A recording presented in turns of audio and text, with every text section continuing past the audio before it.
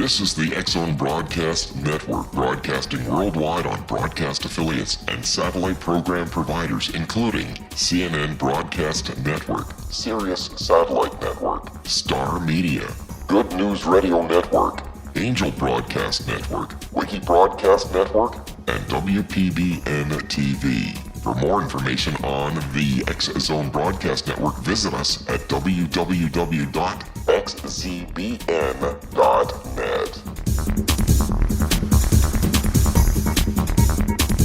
Welcome back to the X-Zone, everyone. My name is Rob McConnell, coming to you from our studios in Hamilton, Ontario, Canada, on the X-Zone Broadcast Network and the Talkstar Radio Network.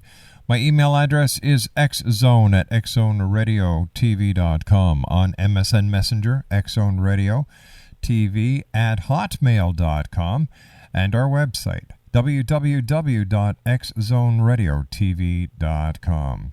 My guest this hour is Stephen Myers. He is an author, lecturer, and independent researcher. Stephen has studied the Great Pyramid for over 20 years to understand how this ancient wonder of the world was built and why. His research included traveling to Egypt to conduct extensive on-site research at the Giza Plateau. Stephen Myers has written numerous magazine articles and given many lectures on the subject of the Great Pyramid, compiling his research into the book called Lost Technologies of the Great Pyramid. Stephen has provided a comprehensive and detailed explanation of how the Great Pyramid was built. Now, he contends that advanced technologies were used to build the Great Pyramid. Stephen also founded a non-profit foundation dedicated in understanding how and why the Great Pyramid was built. The mission of this foundation is to redevelop these ancient but advanced technologies to help our modern but troubled world. The foundation's website is at www.thepump.org. Joining me now from southwestern Oregon is Stephen Myers. And Stephen, welcome back to the X-Zone. It's been 6 years, 6 long years. How have you been? I've been great. Thank you for the opportunity to be back on your show again. Stephen, over the last 6 years, has there been a lot of research done into the Great Pyramid, and have you made any startling discoveries? Well, in this last period of time since I've been on your show before, we've established a nonprofit foundation here in the United States, located in Oregon, and it's dedicated to understanding how the Great Pyramid was built and why. And that foundation has conducted quite a bit of research, which has been compiled and put into my book, Lost Technologies of the Great Pyramid. Now, Stephen, how did a gentleman from southwestern Oregon get interested in the Great Pyramid of Egypt? Well, I've always had a highly technical background. I got that from my father. He was one of those fellows that could fix anything, could just about do anything, and that a little bit of that rubbed off onto me. My degree is related to fluid mechanics, and I have here in the United States, the Federal Communications First-Class Radio License.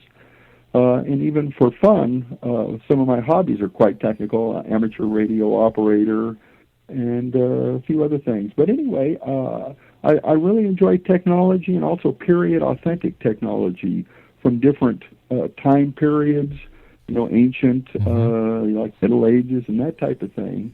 So I have a love of history and a love of technology. And if a person has both of those interests, pretty soon their focus will focus towards the Great Pyramid, essentially the first skyscraper ever built by man.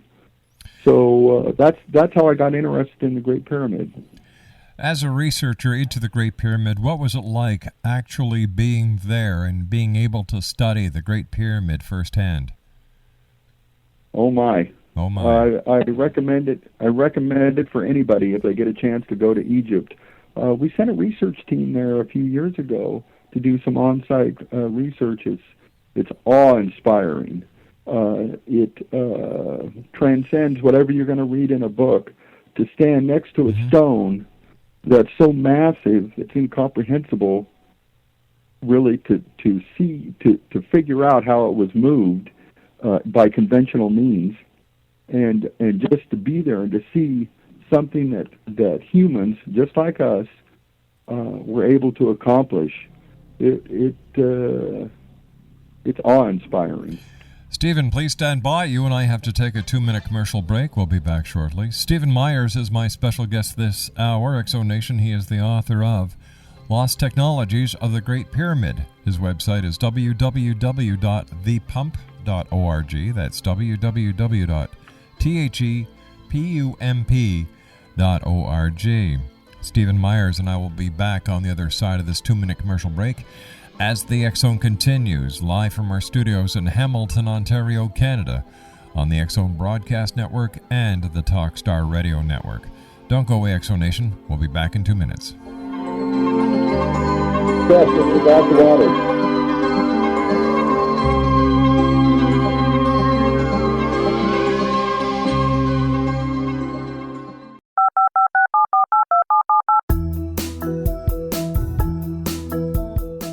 Did you know that when you're on the road with limited data or Wi-Fi, you can still listen to the X Zone Radio Show with Rob McConnell, The Science of Magic with Gwilda Wiyaka, X-1, Dimension X, Space Patrol, and every minute of the X Zone Broadcast Network by calling 213-401-0080, courtesy of Audio Now. No smartphone, app, or internet needed.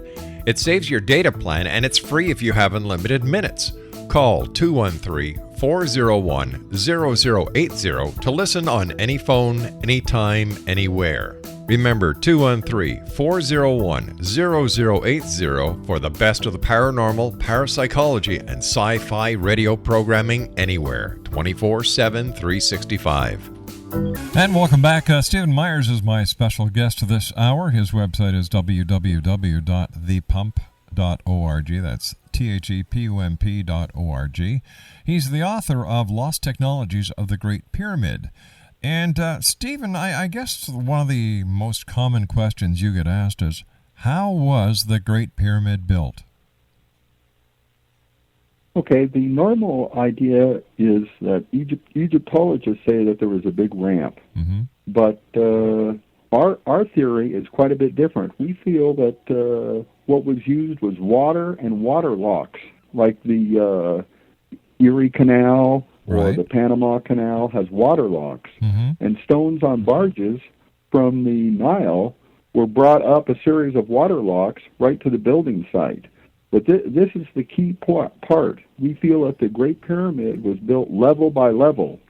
So imagine the first level of the Great Pyramid, the casing stones, the outside stones are set in place, and those stones are very precise and cemented together so they're watertight. So that makes like a big pond if it's filled with water. Mm-hmm. And also we feel, based on a lot of research, that there was a water lock from that would allow barges to go from the Nile all the way up into that pond. So stones on barges were able to be easily moved with water locks all the way into this pond impounded by the first level of casing stones.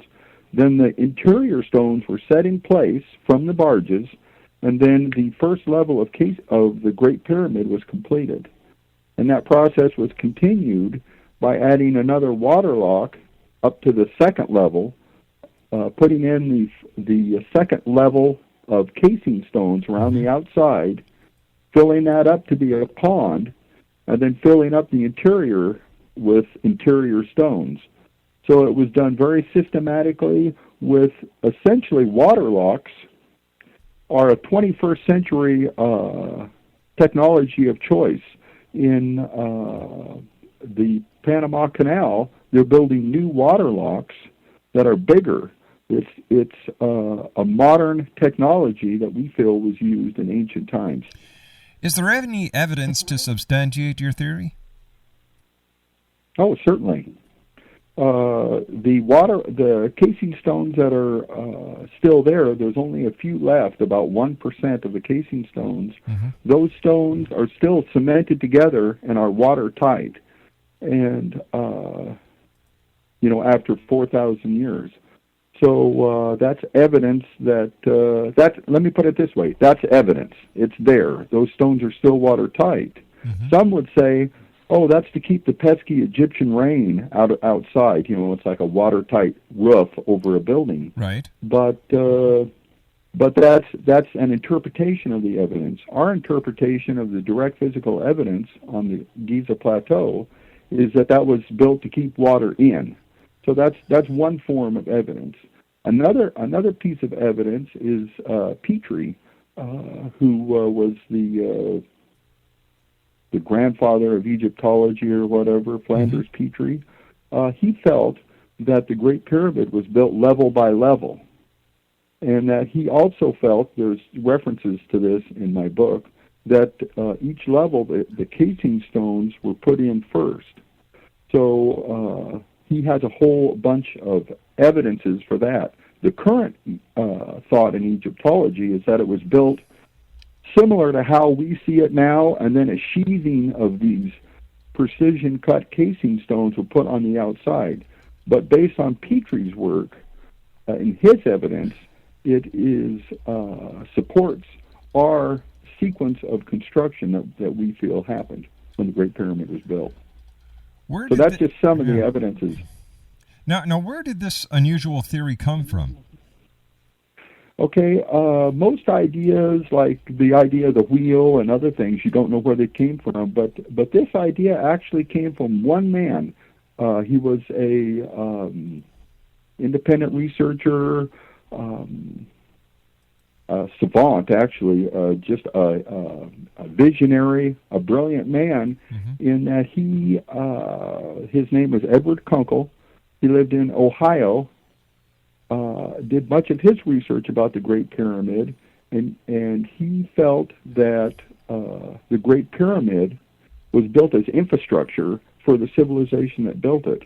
And he felt that the purpose of the Great Pyramid was that it was a water pump, believe it or not. And that water pump supplied the water for these series of ponds as the construction progressed up towards the sky, and supplied the water for the water locks for the stones on barges. And that's where this theory came from. Our foundation is named after his book. His book was called Pharaoh's Pump, and we're the Pharaoh's Pump Foundation to honor him and his research. His book was last published, and he published it privately with a very small distribution, kind of rare book. Was in the early 1980s, and he died in the mid-1980s. So there's been a lot of research built on the foundation of his research from that time until now. If anyone gets a chance to read that book, I would certainly recommend it, Edward Kunkel's book. Stephen, that's where this theory came from. Why is there still so much mystery and controversy over the true building of the pyramid and its actual use? Okay, that's a very easy question.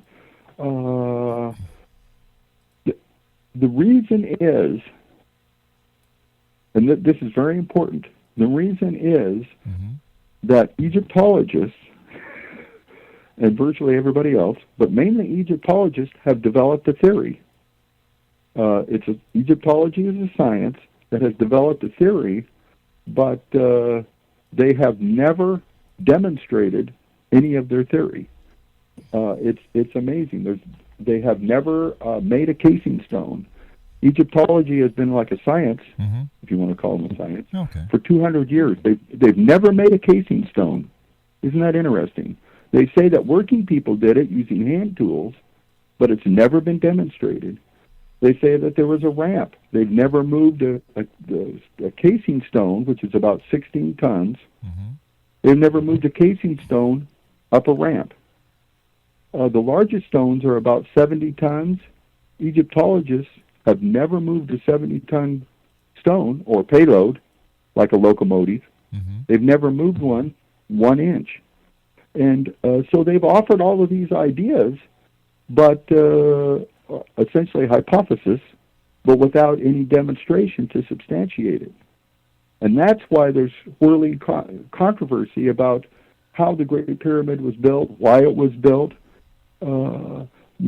I would submit to your audience that if that the way they say those things were done cannot be done, physically cannot be done. In fact, our foundation has a $50,000 scholarship, a research scholarship that we're offering to help somebody demonstrate the making of 5 casing stones and then moving those stones. The details are at our website.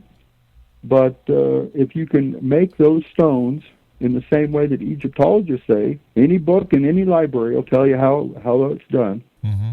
If you can do that, you get $50,000. Egyptologists say 1 stone every 2 minutes removed. That's 10 minutes work if you have the whole complement of workers.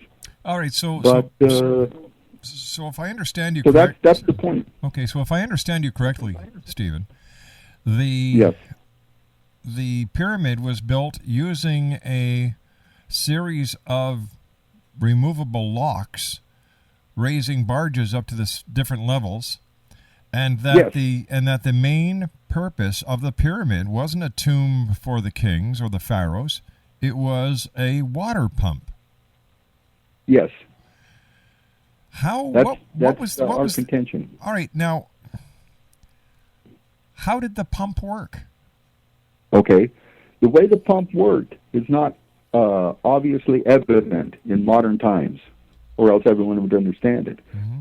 We believe that that the civilization that built the technology to make the Great Pyramid and to operate it used technology that was different than ours, and they used the same laws of physics, but that they understood things that we don't understand. Okay, fair enough. Fair enough. Now, okay. were these builders from this planet or another planet? Okay, that's who, and that's beyond the focus of our research. Our concern is mainly how it was built mm-hmm. and why. Okay, and the reason why we don't get into who is because everyone starts talking about Imhotep or certain pharaohs and all of that, and gets into religious applications and all that. We're more interested in how the stones were moved from point A to B, and then the purpose of the structure. The structure its interior is very complex and doesn't seem to be a tomb. That's why Egyptologists have come up with an idea that there was several changes of plans in mid-construction, because it doesn't fit their theory anyway. It doesn't look like a tomb. But we feel that the complexity of the interior with a whole number of chambers is the reason for that is to be a water pump. It's more of a machine than a place to house a dead body. All right, stand by, Stephen. You and I have to take a commercial break with the news. We'll be right back. Okay. Exonation, Stephen Myers is our special guest. www.thepump.org. He's the author of Lost Technologies of the Great Pyramid. Stephen and I will be back on the other side of this commercial break with the news as the X-Zone continues from our studios in Hamilton, Ontario, Canada, on the X-Zone Broadcast Network and the Talkstar Radio Network. Don't go away. We'll be back after the news.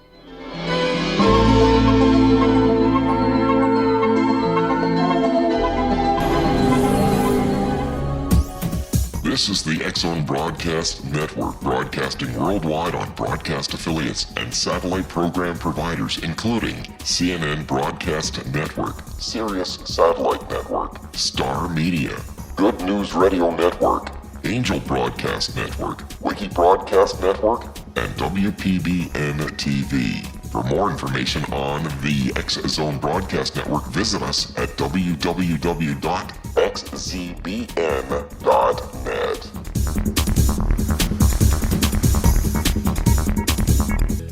Welcome back, everyone. Stephen Myers is our special guest. He's the author of Lost Technologies of the Great Pyramid. That's Lost Technologies of the Great Pyramid. And his website is www.thepump.org. Stephen, have you heard from any of the well-known Egyptologists or hobbyists about your theory? And if so, what do they say about it? There's actually quite a following for this direction of research. I'm even surprised myself. It's a phenomenon, really. There's a lot of interest in what we're doing. People that are interested in environmental issues, because we feel that this pump is environmentally friendly, the way it operates. There are people who want to have an alternative to oil that are very interested in our research. It's an energy system, if you will, because pumped water you can use both for irrigation but also to generate electricity. So people that are interested in alternative energy systems that are new and emerging, this isn't new. It's will be a redevelopment of a very ancient technology. And there's also people that are interested in our nation's self-sufficiency, that we don't need foreign oil. And also there's people that want the development of this type of technology because they feel that oil, our primary source of energy, is a destabilizing factor in the world. So if we can develop these alternatives, but yes, there's a lot of interest in it. What our foundation is trying to do is a very big goal. We're trying to understand the genius that is behind the construction of the Great Pyramid, and understand technologies that aren't familiar to even scientists of today. All sciences are just scratching the surface, and we think that the ancient mankind understood things that we didn't, and we're trying to understand that technology, redevelop it, and make it available for our modern but very troubled world. Tell me, Stephen, tell me about the people who actually built the pyramid and this great pump. Where did they get the knowledge? Oh, gee.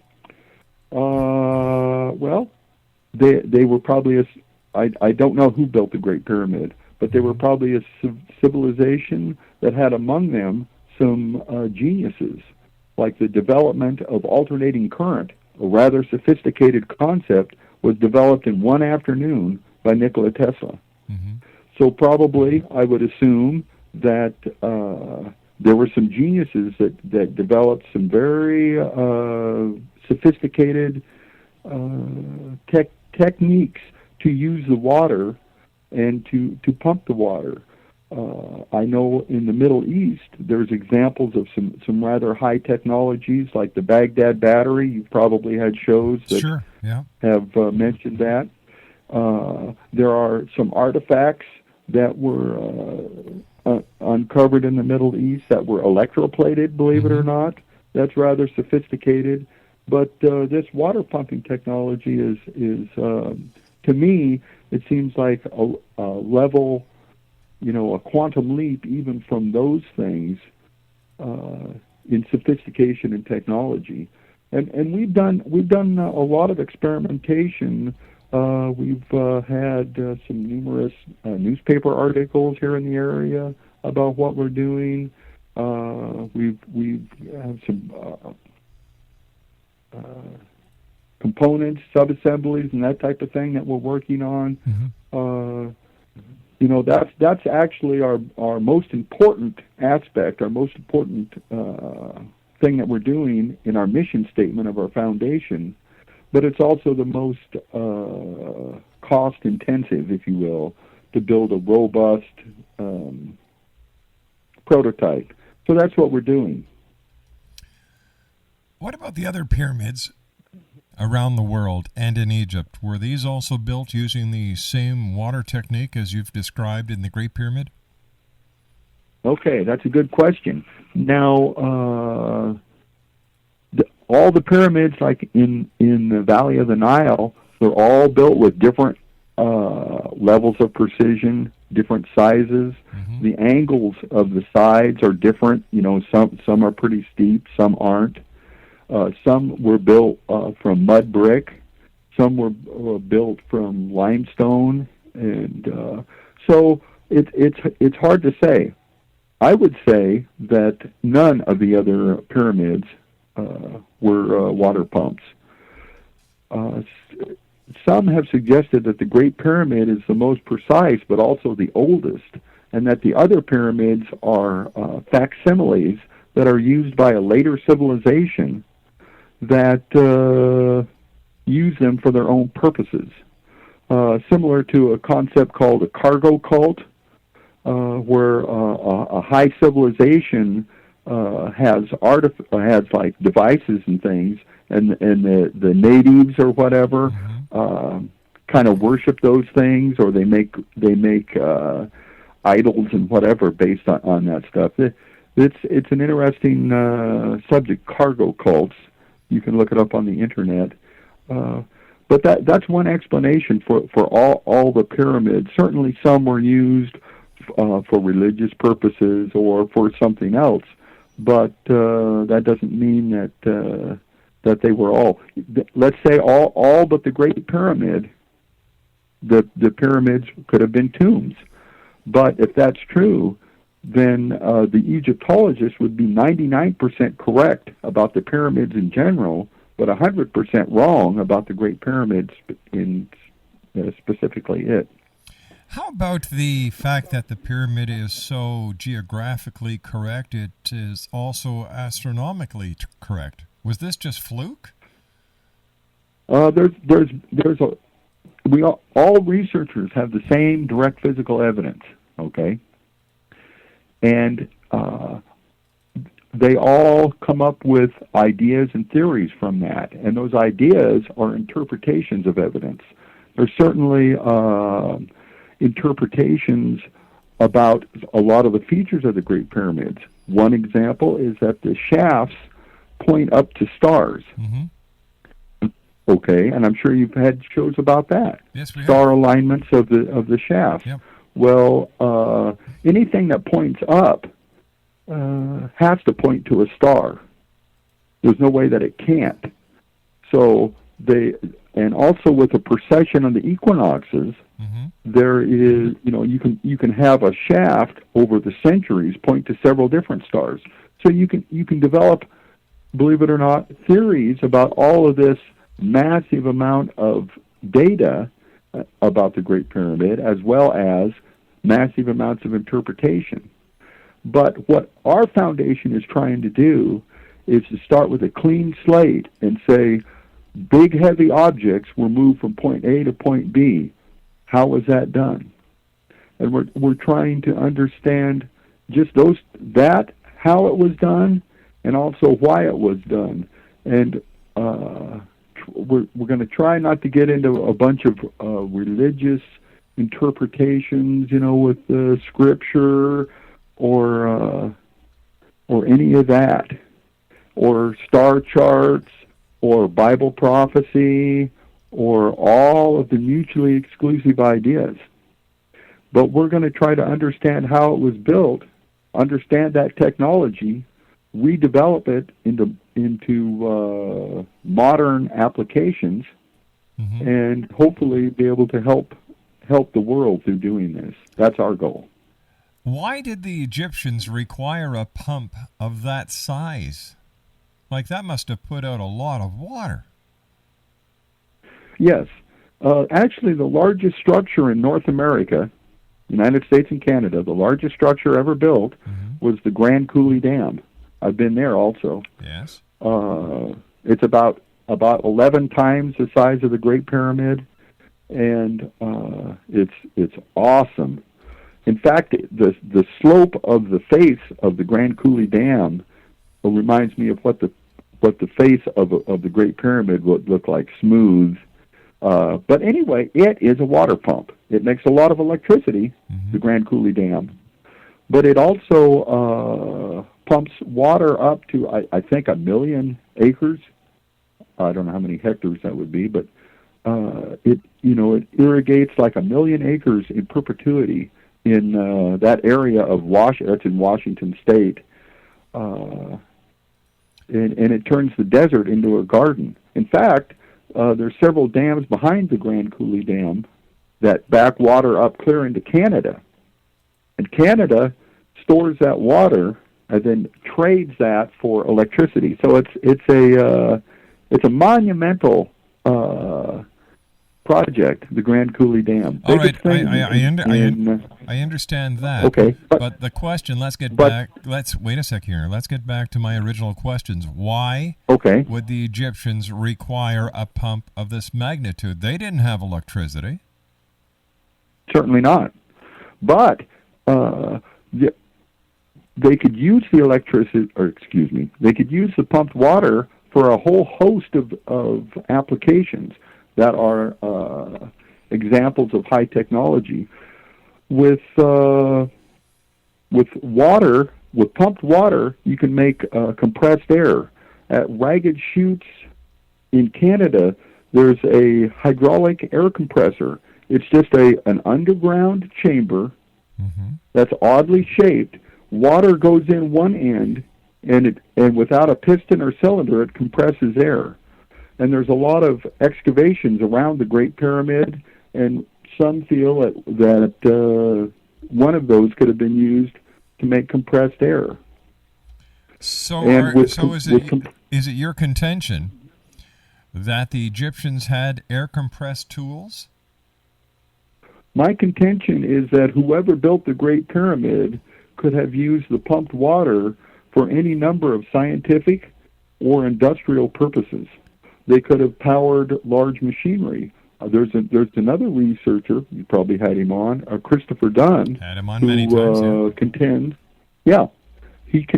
that there was some large-scale machinery used in ancient Egypt by somebody.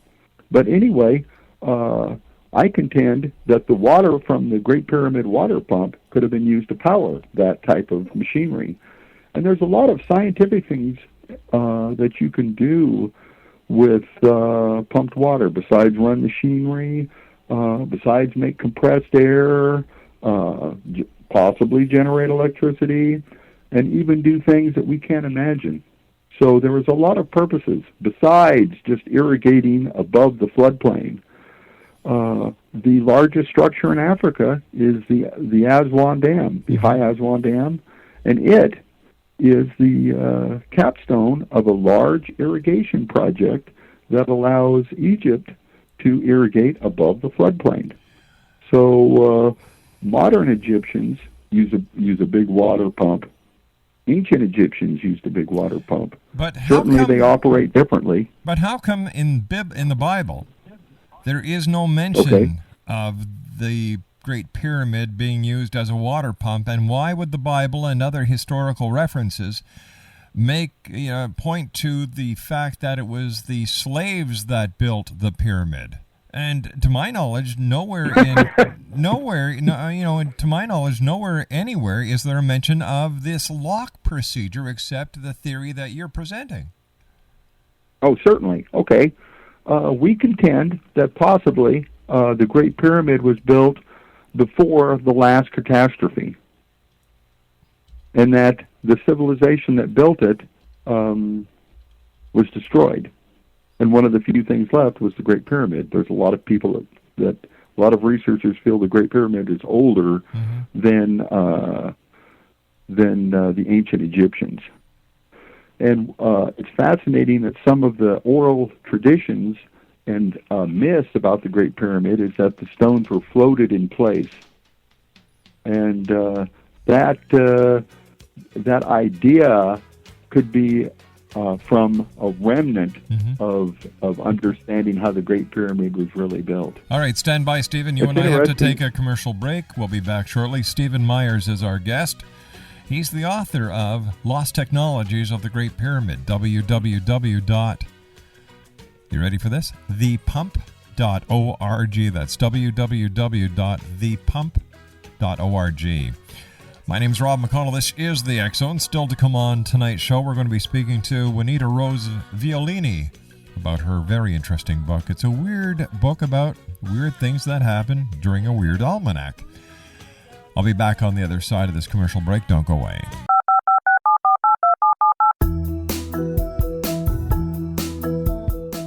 Did you know that when you're on the road with limited data or Wi-Fi, you can still listen to the X-Zone Radio Show with Rob McConnell, The Science of Magic with Gwilda Wiyaka, X-1, Dimension X, Space Patrol, and every minute of the X-Zone Broadcast Network by calling 213-401-0080, courtesy of Audio Now. No smartphone, app, or internet needed. It saves your data plan and it's free if you have unlimited minutes. Call 213-401-0080 to listen on any phone, anytime, anywhere. Remember 213-401-0080 for the best of the paranormal, parapsychology, and sci-fi radio programming anywhere, 24/7, 365. Stephen Myers is our guest this hour. His book is entitled Lost Technologies of the Great Pyramid, and his website is www.thepump.org. First of all, Stephen, I want to thank you so much for joining us tonight here on the X-Zone. It's been great talking to you. I admire your research and the reason why you're doing it. Hats off to you. What do the Egyptologists in Egypt say about your theory? Okay, the Egyptologists around the world, they won't even say anything about it. It's a wall of silence. They don't say anything about their lack of demonstrations either. Right. So Egyptology is kind of at a precipice where they're either going to have to engage in the scientific method or change what Egyptology is. So my book talks a lot about that.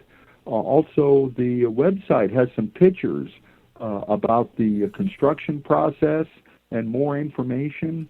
So those pictures say 1,000 words, maybe better than I can say in this interview. But I sure appreciate being involved in your show. What a wonderful opportunity you've given me. Well, it's our great pleasure, Steve. Steve, what are your plans for the future? We're going to, since the book is out now, we're going to develop a documentary, probably do that in-house, and it's going to be probably YouTube quality, if you will. But we're going to use that to pitch a deal to the networks to make like an hour-long documentary with much better animations and that type of thing. So that's a project in the works. And we're going to do possibly another trip back to Egypt if we can work that out. Continue work on the research of how the Great Pyramid was built and why, and do things like programs like yours to help get the word out. So there's a lot going on. And if somebody wants to become involved, just send us an email or fax, or even on our website we have a phone number you can call. Now, can they send you Can they send you an email to your email address at the pump? Yes. All right. So that's Steve at thepump.org. That's and the right. That's my personal email address. Steve, I want to thank you so much for joining us here on the X-Zone tonight. Congratulations. Continue the great work, and keep us in mind if you come up with any new evidence. Love to hear from you again. Oh, thank you very much. X-Zone Nation, Steve Myers is the gentleman we're talking to this hour. He's the author of Lost Technologies of the Great Pyramid. The website is www.thepump.org. That's www.thepump.org. In the next hour, I'll be speaking to Juanita Rose Violini. We're going to be talking to her about her book. It's the new compendium of the paranormal. And we're going to be talking to her about the Almanac of the Infamous, the Incredible, and the Ignored. I'll be back on the other side of this commercial break as the X-Zone continues, live and around the world from our studios in Hamilton, Ontario, Canada. Don't go away, X-Zone Nation. We'll be back on the other side of this commercial break.